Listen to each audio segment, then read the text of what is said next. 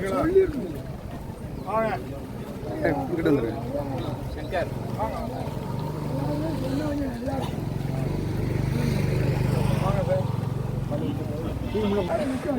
20 நிமிஷம் முதல்ல நிப்பாட்டுறாங்க. ட்ரெயினுக்கு அப்புறம் 5 நிமிஷம். சில சமயம் தொடர்ச்சியாக 3 to 5 ட்ரெயின் கூட போகிறாங்க.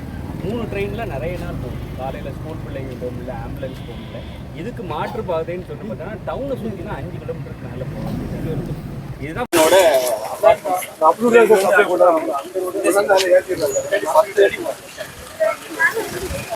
திறக்கவே இல்லை. அது ஏதோ ஒரு நாள் ஏதோ மிஸ்டேக் சொல்லலாம். அன்னைக்கு ஏதோ அப்புறம் எலக்ட்ரானிக் மாத்த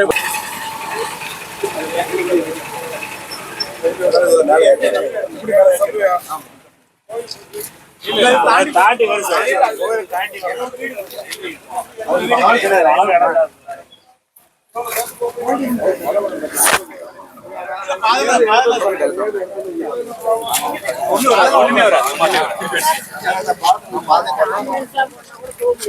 ரொம்ப கஷ்டம்.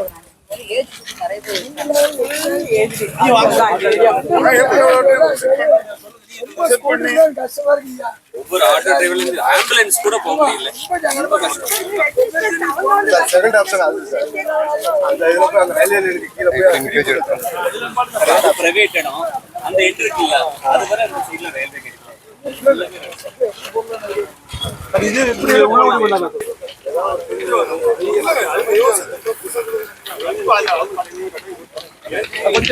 பின்னாடி வந்துடுறேன்.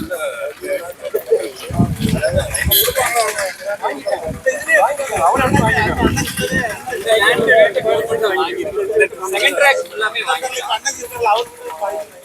அந்த ட்ராக் ஃபுல்லாமே அந்த சைடு செகண்ட் ஆப்ஷன் அந்த வழியா பாருங்க சார். அந்த மரத்துக்கு எடுத்தா அந்த இடத்தை கொடுப்பாங்க.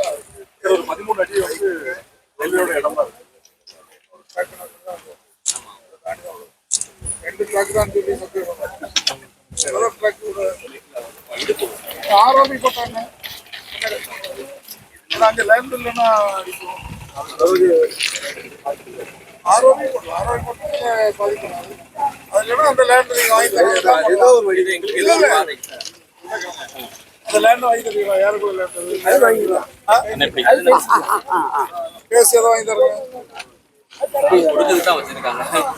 கொடுக்குற கவர்மெண்ட் என்ன ரேட் கொடுப்பான்னு தெரியாது.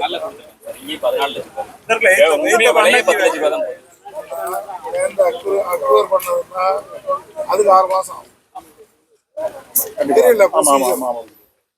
டக்குன்னு நம்ம சொத்து வாங்குற மாதிரி எழுதி வாங்கிட மாட்டோம். சரி, எது பெஸ்ட் வேயோ நீங்க பண்ணிருக்கீங்க. பெஸ்ட் இல்ல அது நீங்க ஓகே. அது கிஃப்ட் கொடுப்பாங்கன்னா அதான் நான் கேட்டுறோம். அது கிஃப்ட் கொடுப்பாங்கன்னா ஈஸியா முடிஞ்சிடும். அது ஒண்ணுதான். இப்படி போனா இங்க கேப் நிறைய இருக்கு. நம்ம கேப் அவங்களுக்கு இடம் இருக்கு. ஏகப்பட்ட இடம் இருக்கு. முன்னாடி இடம் இருக்கு. எடுத்துக்கலாம். அந்த ஸ்கூலோட ஸ்ட்ரென்த்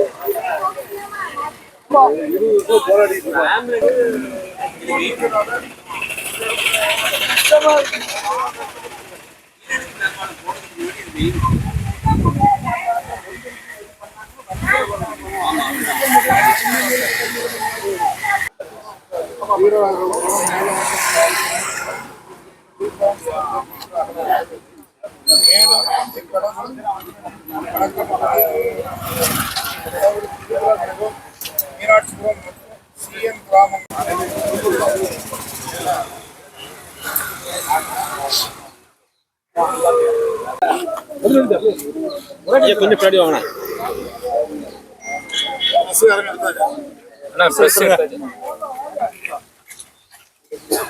ஓகே செல்வா. ஓகேவா? அது அமெரிக்கான நம்ம ஸ்கூல்ல எல்லாம் ஒரே நாள்ல போட்டாங்க சார். அதான் அது 3 வருஷம் நான் தான் பேப்பர் மூவ் பண்ணேன். 3 வருஷம் போடுறது ஒரே நாள் வருஷம் 3 வருஷம். இது உங்களுக்கு 2 வருஷம் ஆயாச்சு. ஒரு வருஷம் அவன் முயற்சியை பண்ணி இல்ல முயற்சியோட ரிஜெக்ட் ஆயிருக்கு. நீங்க வந்தாச்சு எனக்கு முடிஞ்ச நம்பிக்கைக்கு ஒரு வருஷம் நான் அடுத்து ஒரு சிட்டி வரும்போது ரயில்வே ஆஃபீஸில் கூப்பிட்டு வரேன். அவங்க பக்கத்தில் இருந்து நம்ம ஒரு பண்ணலாம். படுற கஷ்டம் தான் ரொம்ப ஜாஸ்தி. என்ன பண்ணுறது முடியுமா? அரை மணி நேரம் இவர் சொன்ன இப்போ நம்மளுக்கு டெக்னிக்கல் கொஞ்சம் கூட்டமா அப்படி விரிஞ்சு நில்லுங்க.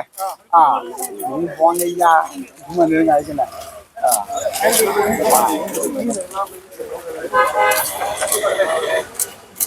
எல்லாரும் தெரியுமா? நிறைய கூட்டம் ஈஸியாக இருக்கும். ஆமா.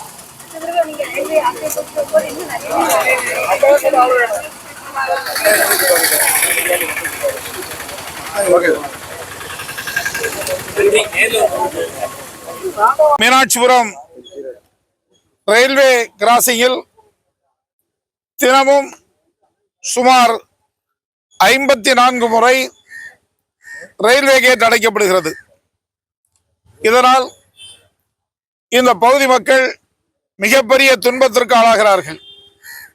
குறிப்பாக பள்ளி பிள்ளைகள் உரிய நேரத்திற்கு பள்ளிகளுக்கு செல்ல முடியவில்லை.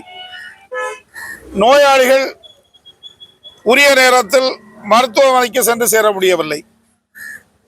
எனவே இந்த இடத்தில் உடனடியாக மேம்பாலம் கட்ட வேண்டும் அல்லது சப்வே அமைக்க வேண்டும் என்கின்ற கோரிக்கையை நான் பாராளுமன்ற உறுப்பினரானவுடன் 2024ஆம் ஆண்டே அந்த கோரிக்கையை கொடுத்திருந்தேன். அந்த கோரிக்கையை பரிசீலித்து பார்த்தபோது நிலம் கையகப்படுத்த வேண்டும், பாலம் போட வேண்டும், அதற்கு சுமார் 202 கோடி ரூபாய் ஆகும் என்று நிர்ணயித்து அதன் மூலம் உடனடியாக இந்த பணி நடைபெறாமல் இருக்கிறது. அதற்கான தகவல் சம்பந்தப்பட்ட துறையிலிருந்து 2005ஆம் ஆண்டு எனக்கு பதில் 2025ஆம் ஆண்டு எனக்கு பதில் கொடுக்கப்பட்டது. எனவே தொடர்ந்து உடனடியாக இந்த சாலை நம்முடைய தமிழக அரசினுடைய நெடுஞ்சாலை சம்பந்தப்பட்ட தமிழக அரசை சந்தித்து இங்கே பாலம் அமைப்பதற்கும் அல்லது சப்வே அமைப்பதற்கும் விரைவாக நடந்து முடித்து இந்த ரயில்வே கிராசிங்கை நிறுத்தி வைப்பதற்கான நடவடிக்கைகளை மேற்கொள்வேன் என்பதை தெரிவித்துக் கொள்கிறேன். வளர்ந்ததுலேருந்து மீனாட்சிபுரத்தில் தான் இருக்கேன். இந்த கேர்ள்ஸ் ஸ்கூலில் தான் படித்தேன். அப்போ ஆரம்பித்து இன்னி வரைக்கும் இப்போ நான் சீன்லேஜில் இருக்கேன். கல்யாணம் ஆகி அங்கே இருக்கேன். என் பொண்ணு டெய்லி காலேஜ் போகிறான். காலையில் 6:50 ஜங்ஷனில் பஸ்ஸு. இந்த 6:50 ஜங்ஷன் பஸ்ஸை பிடிக்கிறதுக்காண்டி நாங்கள் 6:20 வீட்டிலேருந்து கிளம்பி கிராஸ் பண்ணாதான் அந்த பஸ்ஸுக்கு போக முடியும். இது எங்களோட பெரிய இஷ்யூ. இது எனக்கு மட்டும் இல்லை, இந்த மாதிரி எல்லாருக்குமே 1/4 மணி நேரம் 20 நிமிஷம் முன்னாடியே கிளம்பி வர வேண்டியிருக்கு ஜங்ஷன் போகிறதுக்காக வேண்டி. சரி இங்கே வேண்டாம், நம்ம டவுனை சுற்றி போயிடுவோம் அப்படின்னா அங்கே ஒரு கேட் இருக்கு, அந்த கேட்டும் பூட்டிடுவாங்க. இப்போ ரெண்டுத்துக்கு நடுவில் தீவு மாதிரி வில்லேஜ் ஒரு தீவு மாதிரி இருக்கு. எப்பயும் ஆம்புலன்ஸ் வந்தா போக முடியாது, வயசானவங்களுக்கு உடம்பு சரியா போக முடியாது. சரி எல்லா விதத்துலையும் பஸ் ஒரு முந்தி மினி பஸ் வந்துட்டு இருந்து இப்போ அந்த பஸ்ஸும் வர்றது இல்லை. எல்லா விதத்துலையும் தினமும். அப்புறம் ஒரு நாள்ல இப்போ ஒரு காலேஜ் ஸ்கூல் எல்லாம் போறோம்னா டெய்லி 4 வேளை நின்றுட்டு தான் கேட்ல நின்றுட்டு தான் போயிட்டு வர மாதிரி இருக்கு. எம்பிக்கு நாங்கள் எல்லாரும் மக்கள் எல்லாம் சேர்ந்து கோரிக்கை வச்சிருக்கோம். ஆய்வு பண்ணி தகுந்த நடவடிக்கை எடுக்கிறேன்னு சொல்லியிருக்காங்க. அவங்க எங்களோட கோரிக்கையை ஏற்று முதல்ல பாக்குறதுக்கு வந்தாங்க. அதே பெரிய விஷயம் தான். எங்களுக்கு பார்த்து எல்லாம் செஞ்சு கொடுக்குறேன்னு சொல்லியிருக்காங்க. எல்லாரும் சேர்ந்து தான் கோரிக்கை கொடுத்துருக்கோம். ரயில்வே இவங்களை அதிகாரிகளை கூட்டிட்டு அதுக்கு முயற்சி பண்ணுவோம், என்ன பண்ணுவோம் அப்படின்னு சொல்லியிருக்காங்க. அதனால கண்டிப்பா பண்ணுவாங்கன்னு நம்புறோம். அவ்வளவுதான்.